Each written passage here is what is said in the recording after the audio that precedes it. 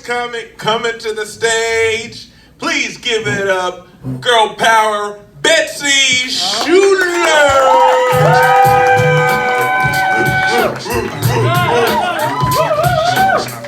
You're too drunk, Kingsley, not that. What's up, Tosos? I'm the second girl on the show, so thanks for coming out. And you're white. And I'm white, I know, right? You got like the trifecta here. You got everybody. As I was telling Bobby earlier, I did go to a high school where I was the only white girl till junior year, so like I feel at home here. So like play some more Mexican music, some banda, I'll be here, okay? I got you. But yes, if you can see me, you know I'm definitely a disappointment to my parents. But it's okay because there's layers to that. So like here is having tattoos, dropping out of college, and being a Democrat. But here is doing meth on purpose. So like I've never done meth on purpose. So like I'm definitely chilling down here. But everybody else I went to high school is like right in the middle where they have a tongue piercing and a child. Everybody who has a tongue piercing for some reason always keeps the children. There's a girl actually, this is a great story. My senior year, a girl got pregnant like second month in. And one of her best friends was like, get an abortion, don't do it, this is stupid, don't have a kid. And then literally 6 months after we graduated, boom, kid. Like she was pregnant while she was telling this girl to get an abortion. It was fucking wild. Some like updates on me. I did get offered a job at Planned Parenthood to like help them raise money, but I feel like it solidifies this stereotype a little too much. It's like the new white girl stereotype. Like we don't do that Valley girl anymore. Like we fucking killed her with Doc Martens. It's okay.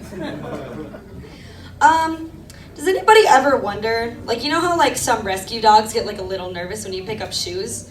Do you think George W. Bush feels the same way? I watched that video since it came out. I watched it once a week. That video came out when I was like 12. That shit's my favorite. He missed both of them. Like, I hope that happens to me one day. Like, somebody please throw shoes at me. Like, I need to experience that. Speaking of old people and, you know, dogs. Wouldn't it be cool if you could like go to an old folks home, but it was more like a dog pound? Like you could hang out with them, but they're like in their own cages. You can like hang out, talk to them. I only have one living grandparent. She's not that great, so like I just need that old person interaction, you know? Like what if they were cool? Like what if they didn't fight in a war, but like went to the rallies? Like I'm gonna talk to those motherfuckers. I'm not related to them, so it's not fucking fair to me. My family's from Iowa and Nebraska, so you can just guess what their political views are. Yeah. So I'm doing this joke just because the two people who witnessed it are here tonight. Does anybody else do mushrooms? Cool. The last time I did them, my boyfriend and I, thank you very much, decided to bump it up on 420 to do shrooms and smoke. And go in public. We went to like a market with like food and clothes and shit. We went at like 7 p.m. The only fucking people there at 7 p.m. were 18-year-olds and not on drugs. They're terrifying. We waited a little bit. We got food. It was fucking gross. His friend came to meet us, realized we were tripping balls and we needed to leave. Walked us to an Uber. I swear to God, in that Uber, no songs. Just commercials. And like, you know, sometimes you think about something to make you feel better when you're tripping really bad. The only thing I could think of was Paul Rudd's voice. So like those like moving commercials on the like radio were just being said to me in Paul Rudd's voice. It was the worst 420 I've ever experienced. I love Paul Rudd, not what I want to hear in this Uber. I wanted to hear a Pitbull song to just mindlessly bop back and forth to. But before we were leaving, his name's Matt, he's right here. He was walking us out and he was like, yo, I want to get this free shirt at the Phoenix Suns booth. You know who's at the Phoenix Suns booth? The Phoenix Suns gorilla, which is terrifying when you're tripping balls.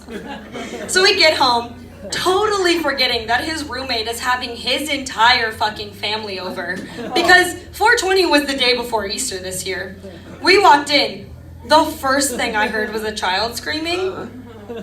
Not what you want to hear when you're sober. Definitely not what you want to hear when you're on shrooms. We bolt up the stairs. Like, we throw off our shoes and just run up there. Somehow, we ordered Postmates. And I, being the wonderful girlfriend that I am, my boyfriend ate twice as much as I did because he has a higher tolerance, I think. And when they got here, I was like, your Postmates has arrived. I go downstairs, don't even put shoes on because I just want my fucking Chinese food.